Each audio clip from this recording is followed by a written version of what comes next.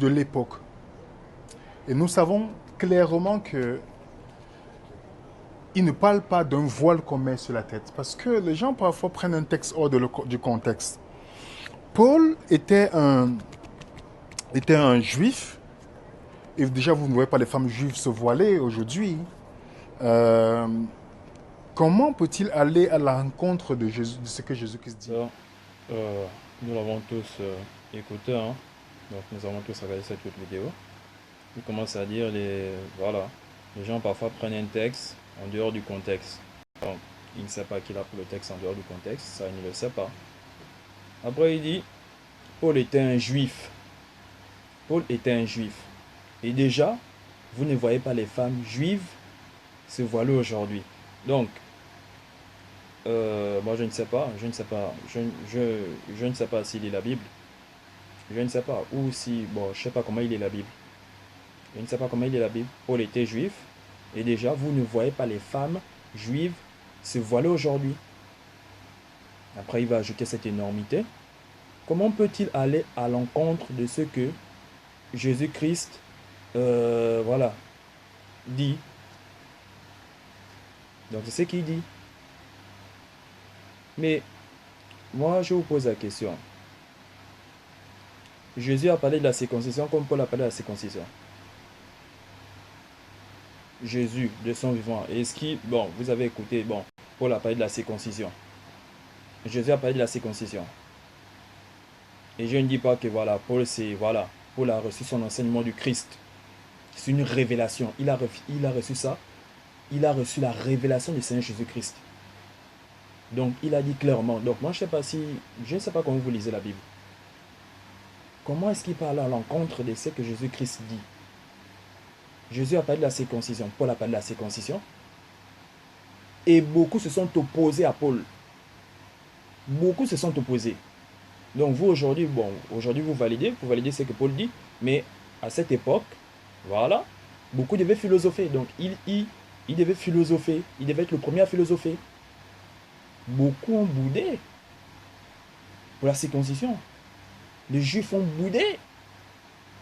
Donc, ce que Paul a dit par rapport à la circoncision, vu que le Christ n'a pas parlé de ça, donc Paul a allé à l'encontre de ce que le Christ a dit. Donc vous validez quand même ce que Paul a dit par rapport à la circoncision.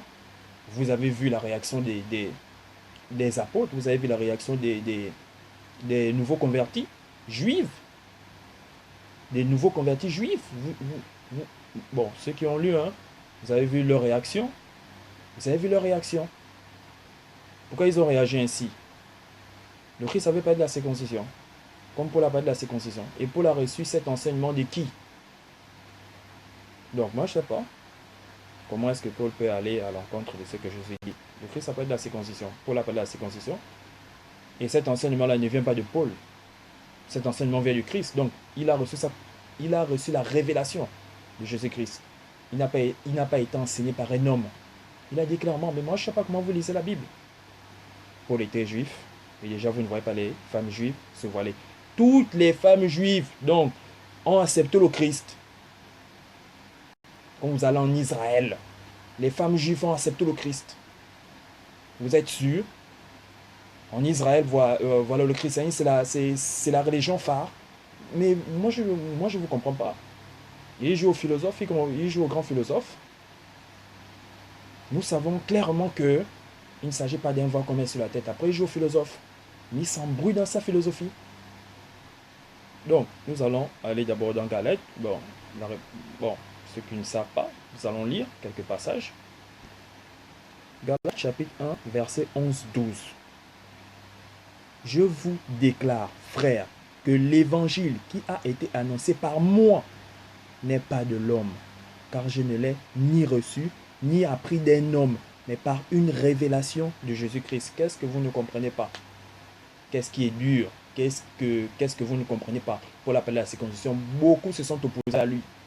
Les Juifs se sont opposés à lui. Tous les Juifs se sont opposés à lui. Les soi-disant vrais Juifs. Les vrais Juifs. Les soi-disant vrais Juifs qui connaissent la Torah, qui connaissent, voilà, même ceux qui ont vu Jésus, voilà, se sont opposés à lui. Qu'est-ce que tu nous racontes? Voilà, tu demandes à nos frères, voilà. Mais vous ne lisez pas la Bible. Voilà pourquoi. Moi, je ne sais pas comment je sais pas comment il lit la Bible. Et je ne sais pas qui. Mais vous posez la question à quelqu'un. Mais moi, je ne sais pas. Vous n'avez pas confiance en vous-même. Vous n'avez pas confiance en vous, quoi. Vous ne savez pas lire.